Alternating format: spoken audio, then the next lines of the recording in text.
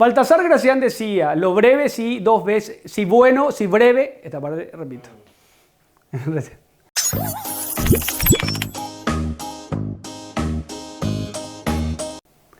Bienvenidos chicos a nuestra séptima clase de comunicación. Soy el profesor Juan Tomás Fonseca y en esta oportunidad abordaremos un tema muy interesante, me refiero a la redacción. Vamos a definir lo que es redactar, vamos a analizar cuáles son sus momentos y cuáles son las cualidades que debe reunir todo texto. Empezamos con la clase. En primer lugar, definir el concepto que vamos a analizar como hacemos en cada clase. Redactar es una actividad que consiste en poner por escrito ideas previamente ordenadas. Cuando ustedes redactan, lo que hacen es poner por escrito ideas concebidas y ordenadas con anterioridad al hecho de redactar. Obviamente ustedes pueden poner por escrito una lluvia de ideas, realizar bosquejos, esquemas antes de empezar a escribir, pero la idea de la redacción siempre es poner por escrito ideas, coordinarlas entre sí, organizarlas, que ya fueron pensadas y analizadas. De ahí sus tres momentos fundamentales que son la planificación, la organización, yo primero pienso qué decir, luego pienso cómo lo voy a decir, para finalmente empezar o pasar a la parte de la redacción propiamente dicha. Fijémonos en estos tres momentos. Fíjense en los momentos. Tenemos por un lado la planificación, que como ustedes ya saben está relacionada con la inventio. Nosotros ya habíamos visto cuáles son las partes del discurso. Fíjense en ese video. La planificación consiste en decidir qué decir sobre aquello que voy a hablar. A menos que a ustedes le haya sido dada o dado el tema, ustedes tienen que decir antes que cualquier otra cosa sobre qué van a hablar, sobre qué van a escribir, el objeto de su redacción. Objetivo del texto. El objetivo del texto se refiere cuál es la función, vean la clase de funciones del lenguaje, que debe cumplir ese texto. Voy a exponer algo, voy a explicar algo, trato de convencer a mi destinatario o receptor o simplemente quiero informar a mi destinatario o receptor. Todos estos elementos forman parte de la etapa de planificación. Luego tengo que tener muy en claro cuál es mi idea central, tratar de encontrar aquellas ideas que van a desplegar esta idea central por medio de las ideas principales y secundarias. El siguiente momento de la redacción es la organización o dispositio. Ustedes saben lo que es dispositio porque ya vimos las etapas del discurso. En la organización yo ya tengo pensado lo que voy a decir. Ya sé cuál es el objetivo del texto y cuál es su idea central y cómo o por medio de qué ideas principales y secundarias las voy a respaldar. En la siguiente etapa yo tengo que decidir cómo decirlo o mejor dicho en qué orden decirlo, porque yo ya sé lo que voy a decir. Ahora tengo que saber en qué orden diré aquello que voy a decir. Por eso esta parte en qué orden decirlo es muy importante. Además tengo que decidir y pensar qué tipos de párrafos. Ya habíamos analizado también lo que son los párrafos. Vayan a la clase sobre párrafos para refrescar la memoria. Por medio de qué tipo de párrafos voy a expresar mejor lo que estoy queriendo comunicar. Finalmente, y antes de pasar a la etapa de la redacción propiamente dicha, yo puedo elaborar un esquema, un bosquejo o un mapa conceptual que me sirva de guía para aquello que voy a redactar. Recapitulando, los tres momentos de la redacción son la planificación, la organización y la redacción propiamente dicha. Ahora, un texto se caracteriza por reunir las siguientes condiciones. Todo texto, a menos un texto bien redactado, Y antes de continuar les digo, recuerden que toda regla tiene su excepción y que la excepción no hace sino confirmar la regla. Pero de buenas a primeras digamos que todo texto bien redactado, a menos que haya deliberación en la infracción de estas reglas, que es típico de los textos literarios, debe reunir las siguientes condiciones. Claridad, brevedad, tiene que respetar el orden lógico, la información relevante tiene que ir al principio, se tienen que evitar las construcciones negativas, por supuesto, evitar también la repetición y las muletillas. Y por último, el texto siempre tiene que preferir palabras concretas a abstractas, cortas a palabras largas. Esto muy relacionado con la brevedad. Analicemos en qué consisten cada una de estas características. Empecemos con la claridad. Básicamente, la claridad consiste en evitar ¿qué cosas? Las ambigüedades. Es ambiguo un texto, una oración, un párrafo cuando no podemos determinar con claridad aquello que nos está queriendo comunicar. Así, por ejemplo, en el siguiente o en la siguiente oración tengo: cuando salía del cine vi a tu hermana. Pero la pregunta es, ¿esta oración es clara? ¿Quién salía del cine? ¿Yo o tu hermana? Fíjense que esta oración es ambigua porque permite las dos interpretaciones. Y nuestro texto, para ser claro, tiene que evitar tanto equívocos, que se refiere a las palabras, como ambigüedades, que se refiere a las oraciones. Baltasar Gracián decía: lo bueno si breve, dos veces bueno. Tal es la importancia de la brevedad. Un famoso filósofo había dicho: perdón por haberte escrito una carta tan larga, no tuve tiempo para hacerla más corta. Una de las características fundamentales de un texto es la brevedad. Esto quiere decir que si tu idea central cabe en una oración, ¿para qué escribir dos oraciones? Si con un párrafo basta, ¿por qué escribir dos párrafos, etcétera? Siempre tengo que tratar en lo fundamental de ser breve, conciso, directo. En la oración, y como muestra basta un botón, este es un simple ejemplo, tenemos: estábamos demasiado cansados de tanto entrenar.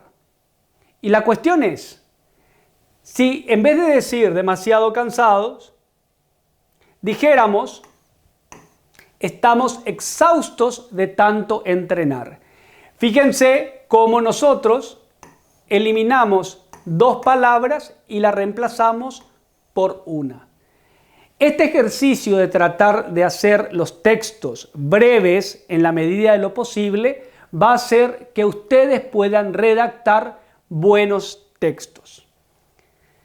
Las siguientes características a considerar son el orden lógico, en primer lugar, que se refiere a que en la medida de lo posible, y siempre recuerden que son recomendaciones, no reglas que tienen que respetar a rajatabla, recomendaciones, tenemos que respetar el orden lógico de nuestro idioma. Y cuando decimos orden lógico de nuestro idioma, estamos diciendo sujeto, verbo, complementos. Este es el orden lógico. María fue al parque. Tenemos nosotros ahí el orden lógico, sujeto, verbo, complementos. En la medida de lo posible, y a menos que tenga un fin literario, ustedes deberían de respetar este orden lógico. Veamos la oración. En el patio, detrás de un árbol, se escondió mi sobrina. Fíjense cómo tenemos en el patio, que es un complemento circunstancial, al principio de la oración. Luego, detrás de un árbol se escondió mi sobrina, que es el sujeto de la oración. Esta oración claramente infringe el orden lógico de nuestro idioma, por lo que la recomendación es redactarlo de la siguiente manera. Mi sobrina, mi sujeto al principio, se escondió, tenemos el verbo, en el patio, detrás de un árbol. En esta oración nosotros respetamos la estructura lógica de nuestro idioma, que es sujeto, verbo, complementos. La siguiente característica es la información relevante, ponerla siempre al principio. Estas dos oraciones aparentemente son iguales. En la primera tenemos, en 1939 estalló la Segunda Guerra Mundial. La Segunda Guerra Mundial estalló en 1939. Pero fíjense que en esta primera oración, en 1939, se asume que lo que desconozco es que la Segunda Guerra Mundial estalló en ese año. Mientras que en la segunda oración, la Segunda Guerra Mundial estalló en 1939, se asume que lo que desconozco es en qué año estalló la Segunda Guerra Mundial. Independientemente de cuál sea la estructura por ustedes preferida, recuerden que la información más importante siempre tienen que tratar de colocarla al principio de la oración. La siguiente característica nos recomienda evitar las construcciones negativas. Si lo puedo expresar de manera afirmativa, ¿por qué hacerlo de manera negativa? Siempre, y recuerden esto, son reglas generales o recomendaciones generales. La primera oración, era una persona no muy conversadora. Era una persona no muy conversadora. ¿Por qué en vez de decir era una persona no muy conversadora, no digo era alguien tímido o alguien reservado, callado, taciturno, etc.? El castellano es un idioma rico. Siempre redacten con un buen diccionario de sinónimos y antónimos junto a ustedes. Además, esta oración infringe otra de las reglas o recomendaciones que ya habíamos visto, que es la brevedad. La siguiente característica nos dice que evitemos la repetición y las muletillas. La primera oración dice, era un caballo precioso, ese caballo era el orgullo del establo. Fíjense nosotros cómo repetimos el sustantivo caballo. Y siendo el idioma castellano tan rico, ¿por qué repetir este sustantivo? Nosotros tenemos que aquí podríamos poner, por ejemplo, la raza del caballo, ese árabe, ese alazán, ese vallo, etcétera, era el orgullo del establo. Servirnos, por ejemplo, de los sinónimos, de los hiperónimos, de los hipónimos, lo desarrollamos en la parte de cohesión textual. Vayan a nuestra clase de cohesión para saber qué es un hiperónimo, qué es un hipónimo. En esencia, tenemos que tratar de evitar las repeticiones. Tenemos en la oración corregida, era un caballo precioso, ese vallo era el orgullo del establo. Y fíjense cómo usamos un hipónimo en vez del genérico caballo, y la oración automáticamente queda mejor escrita al evitar las repeticiones. La última recomendación es evitar siempre las muletillas. ¿Y qué son las muletillas? Aquellas palabras sin sentido real, sin significado real, que nosotros utilizamos cotidianamente para llenar vacíos. Como por ejemplo, lo que quiero decir, hay muchos que repiten incesantemente, es decir, o sea, bueno, ya que, etc. Un buen texto no debe tener ni muletillas ni repeticiones. Con esto llegamos a nuestra última recomendación, que es que siempre tenemos que preferir palabras concretas, expresiones concretas, a expresiones o palabras abstractas. Y por último, siempre preferir las palabras cortas a las palabras largas. En los ejemplos que tenemos, ¿por qué decir aquellos partidos con conciencia social, etcétera, en vez de el Partido Socialista, el Partido Progresista, etcétera? O en el caso de las palabras cortas, ¿por qué decir contemporáneamente si podemos decir hoy las cosas se hacen así en vez de contemporáneamente las cosas se hacen así? Siempre debe buscarse la brevedad, la concisión, la propiedad. Con esto terminamos las recomendaciones y pasamos a los ejercicios de fijación. El ejercicio nos pide que corrijamos las oraciones. La primera nos dice, su hermana es muy linda. Gramaticalmente no hay error en esta oración, pero sin embargo, ¿por qué en vez de decir muy linda no digo bella, no digo hermosa? etc. Siempre una palabra es mejor que dos, dos que tres que cuatro, etc. Tenemos que buscar ante todo la brevedad. Cuando pusimos el florero sobre la mesa, se rompió. De vuelta, al parecer no hay ningún problema con esta oración, pero surge la duda acerca de lo que se rompió.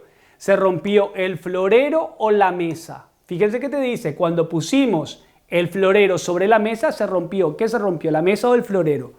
Es una oración ambigua y por tanto infringe el principio de claridad.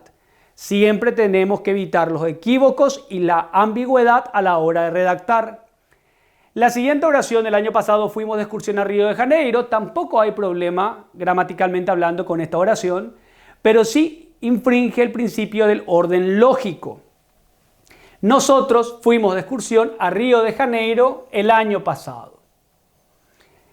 Estas oraciones simplifican mucho el fenómeno, pero dan una idea general sobre las recomendaciones que analizamos hoy.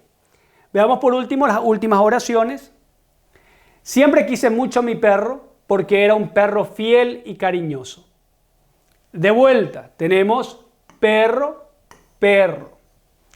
En vez de perro podemos escribir mascota, un pastor, un caniche fiel y cariñoso. Siempre quise mucho a mi perro porque era fiel y cariñoso. Elidimos la palabra. Podemos buscar hipónimos. Siempre quise mucho a mi perro porque era un caniche fiel y cariñoso. El idioma nos ofrece muchos recursos para evitar estas repeticiones innecesarias. Luego, por último, debes tratar de no llegar tarde. Tenemos la negación de no llegar tarde. ¿Por qué no decimos? Debes tratar de ser puntual. Fíjense que a la par que evitamos la oración negativa, estamos haciendo que nuestra expresión sea más propia y más corta. Dicho esto, terminamos con nuestra clase y ustedes deberían de ser capaces, después de haber visto el video, de definir lo que es la redacción, cuáles son sus momentos o etapas fundamentales e identificar y definir las cualidades fundamentales de un texto. Espero que la clase les haya gustado y nos vemos en el siguiente video.